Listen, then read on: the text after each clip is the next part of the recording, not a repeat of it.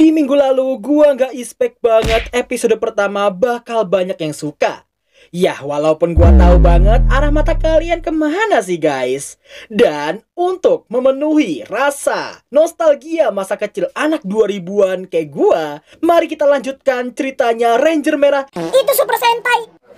Nah ini udahlah gak punya sopan santun, komen seenak jidat. Gini ya dek ya, di tahun 2000-an kami nggak kenal tuh namanya Super Sentai. Karena apa? Di TV Indonesia tuh namanya cuma Power Ranger guys. Oke ya, terus jangan komen seolah kalian doang yang tahu bedanya. Jangan lupa subrek, like, dan aktifin lonceng notifikasi di bawah. Tanpa berlama-lama lagi, mari kita lanjutkan aja. Ranger Merah masuk Isekai episode kedua.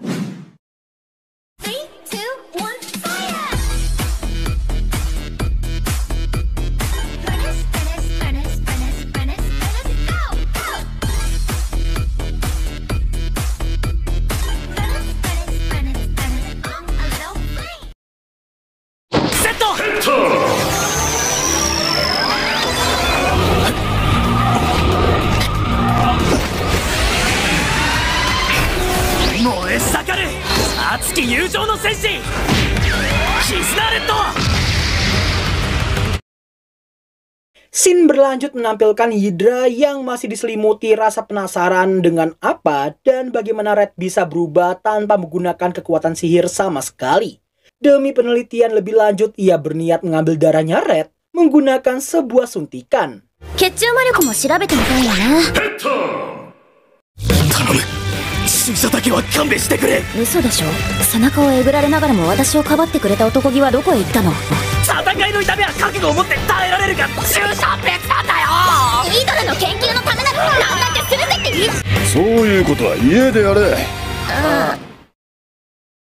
Setelahnya, nampaklah Hydra yang akhirnya mendapatkan sebuah kartu status, di mana benda ini digunakan tidak hanya sebagai bukti dia adalah seorang petualang, tapi juga bisa menampilkan statusnya.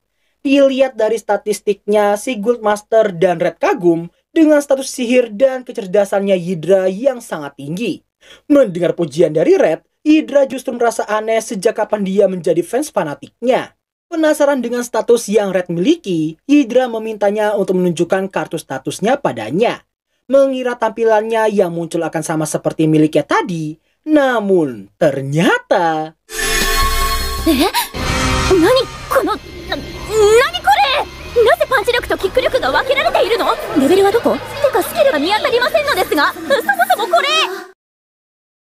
Alamak, apa pula nih? Macam mana bisa jadi poster pula kayak gitu? Ketidakpahaman Hydra semakin menjadi karena tidak hanya kartu statusnya Red yang udah kayak poster, tapi juga ada video penjelasan dari profil diri hingga setiap teknik dan juga senjatanya.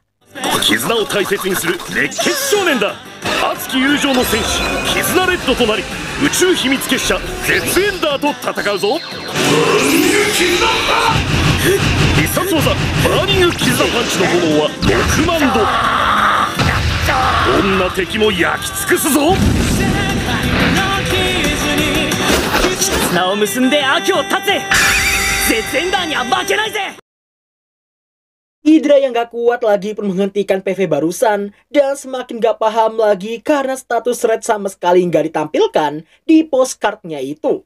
Gak lama kemudian, dua petualang yang tempo hari dipermalukan Hydra datang dan langsung mengatainya yang takkan mungkin bisa bertahan di dunia petualang. Keduanya bahkan nyuruh Red untuk tidak berpartner dengan si Hydra karena sifat menyebalkannya itu.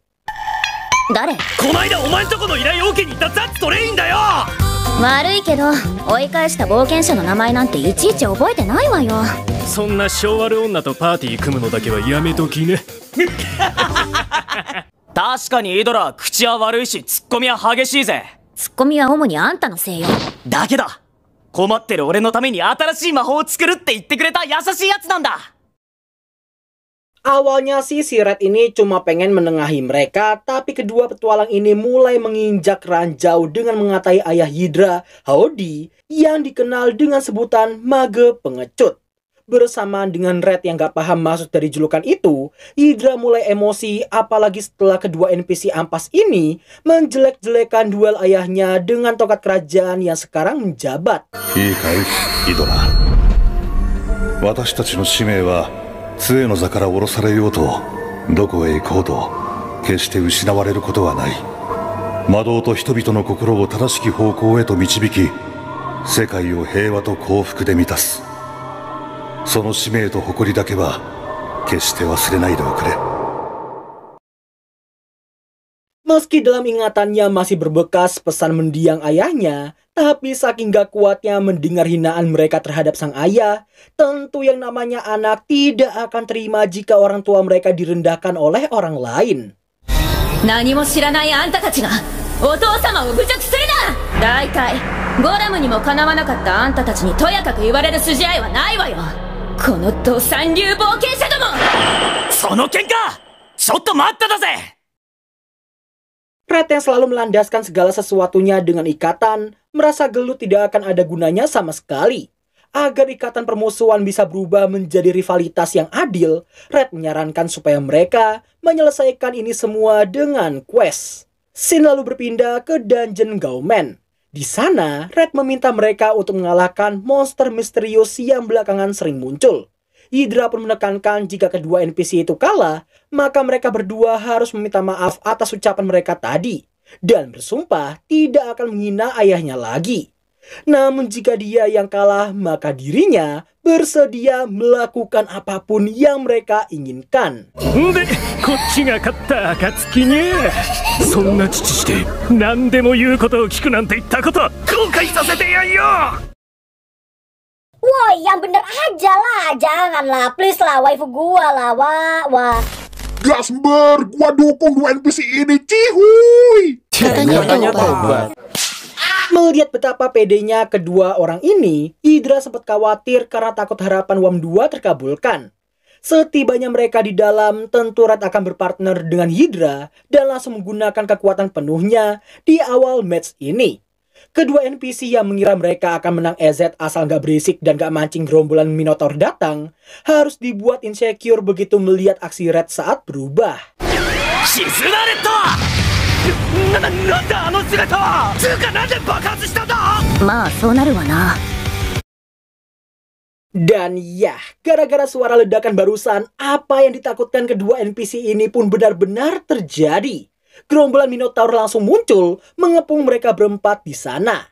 Koi, Turbo Engine! Formation Beta! Shizuna Turbo King!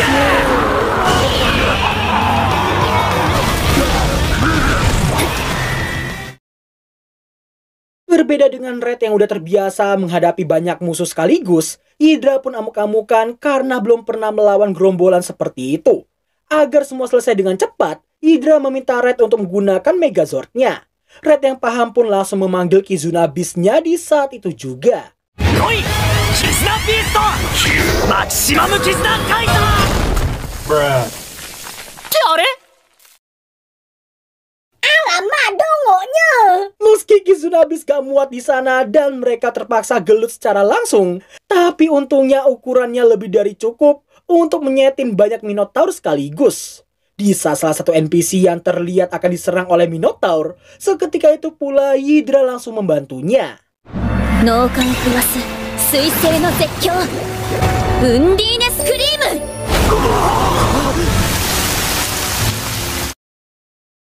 Jelas apa yang Hydra lakukan membuat si NPC nggak paham dan bertanya kenapa dia menyelamatkan dirinya.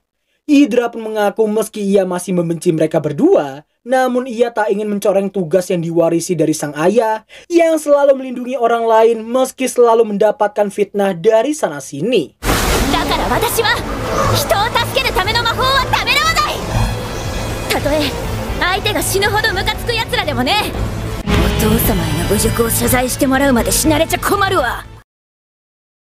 Mendengar ucapannya barusan, kedua NPC ini pun menyindirnya yang gak ada imut-imutnya sama sekali. Meski Hydra mengaku gak peduli tanggapan orang lain terhadap dirinya, namun itu akan beda cerita jika Red yang bersuara. Ma, Hydra wa kawaii tte yori bijin kei da mon na. あなたにもそういう感性あったのね。そういう感性？私のことをビシッとか言う。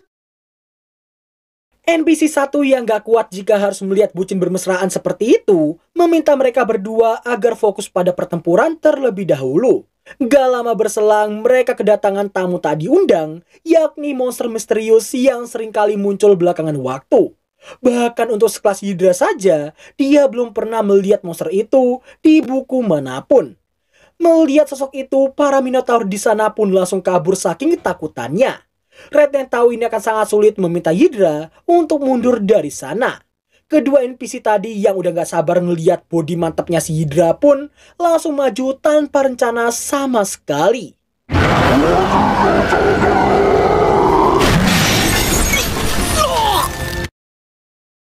GG, nice one monster. Jangan biarin mereka lihat body waifu gua. Halah, gak usah ganggu lah. Tinggal diem aja, apa susahnya sih?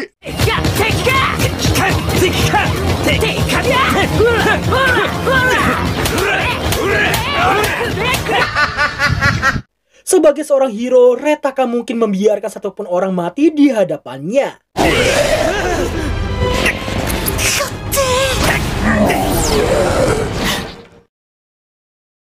Saking kerasnya lapisan luar monster itu, Red jadi teringat dengan pertarungannya melawan Rejection Dora, sang perusak ikatan.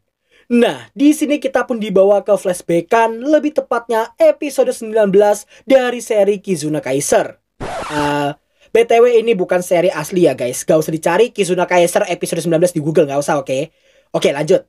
Saat itu, Blue Sentai sedang gelut dengan monster Rejection Dora yang sempat menjadi kekasihnya. Dan ya, kayaknya gue gak perlu jelasin secara detail. Intinya Red masuk sebagai orang ketiga dan berniat mengulur waktu untuknya sampai Blue si otak Senku ini bisa menemukan solusi untuk mengalahkan perisai tak tertembusnya Rejection Dora. やっぱ恋愛とか絆とかバカバカしい。ダンショットレッド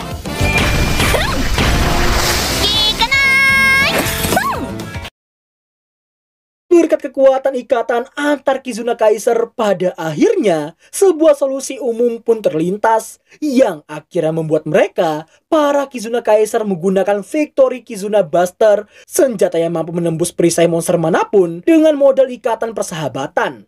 Dan seperti yang kalian sering lihat dari setiap monster di serial Power Ranger ataupun Super Sentai, para monster seperti terkena stun skenario agar serangan para ranger kena mereka biar nggak kena potong gaji.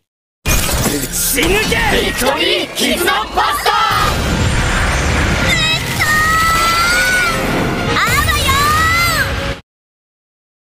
Mendengar kata tim, Hydra pun tahu Red yang pasti akan mengajak kedua NPC itu untuk ikut membantunya.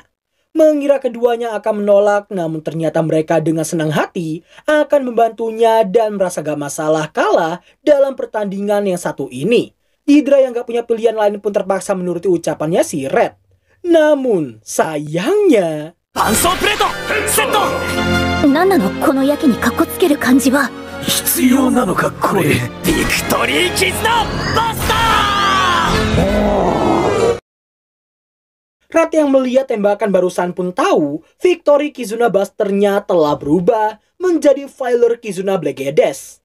Alasannya karena ikatan mereka jauh dari kata cukup, terutama jika ada permusuhan dalam hati mereka. Semua ini pernah terjadi saat Yellow dan Blue bertengkar seharian penuh.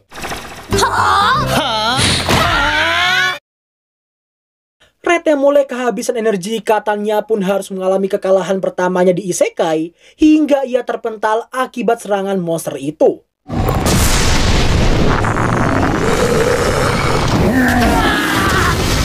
Minna o tsurete nigero Idora.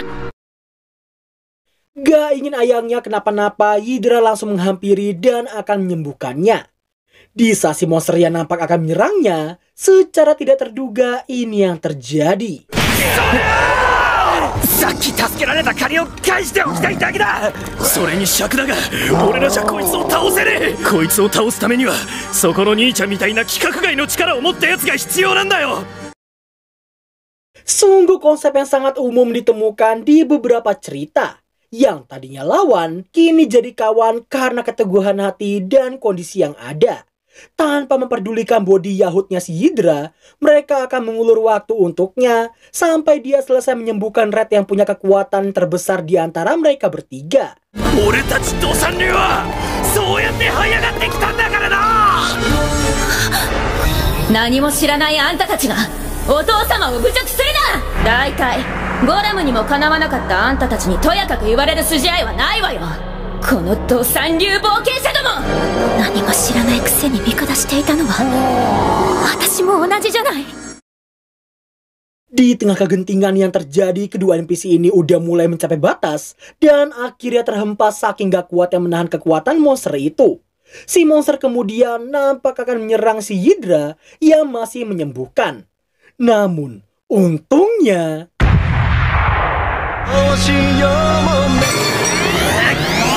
絆を感じたぜ。わだかまりが消え、お互いを認め始めた。新たな絆の息吹を燃え盛る。 Ya, stop. Gua udah tahu Bang Red ya. Intinya gini kan. Menyala abangku, pejuang besti membara Kizuna Reto.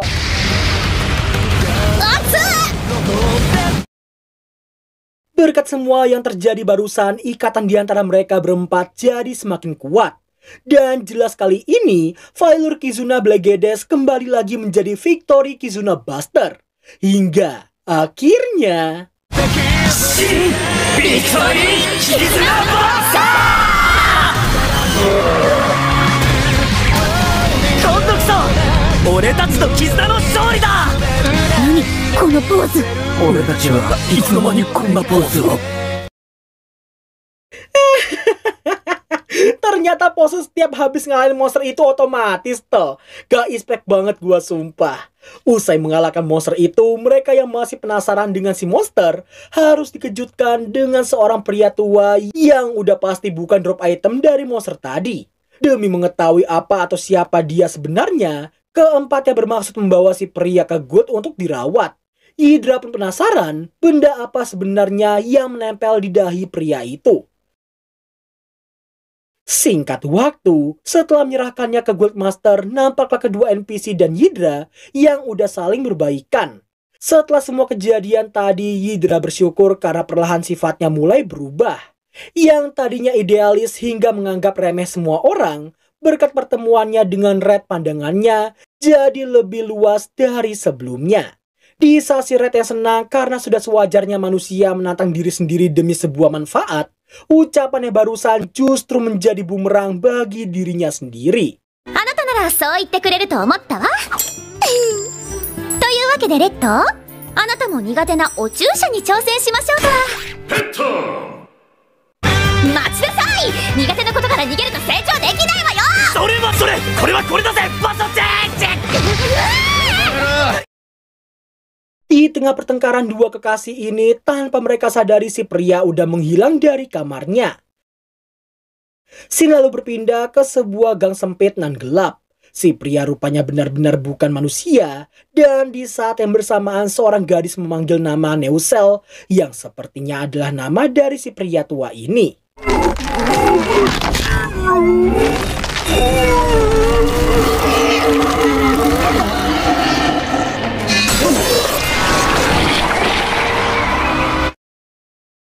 Setelah berhasil menumbangkannya, gak lupa juga si gadis menghancurkan benih berbahaya di dahinya dan melenggang pergi dari sana. 特権解放。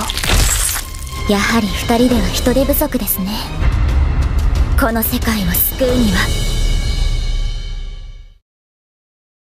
Dan berakhirlah alur cerita anime Power Ranger Merah masuk Isekai episode kedua. Hehehe, kenapa nggak suka? Share aja ke koloni kalian yang terlalu fanatik sama Super Sentai. Dapat untung kagak, dosa iya cuy. Oke ya, kalian tahu ini saatnya apa? Ya, SPK, sesi balas komentar. Yang pertama datang dari Zara Assassin. Channel ini seru nggak kayak channel sebelah. Suara di filter kayak penjual bakso. Jujur gue nggak tahu lu Zara-chan nyinggung siapa, tapi biar gue tambahin aja ya. Mending upload agak lama dan durasinya lebih pendek 5 menitan daripada durasi panjang tapi full screenshotan, full yapping, dan cuplikan cuma 3-5 detikan doang. Situ mau ngalur anime apa presentasi PPT? Jadi tolol banget.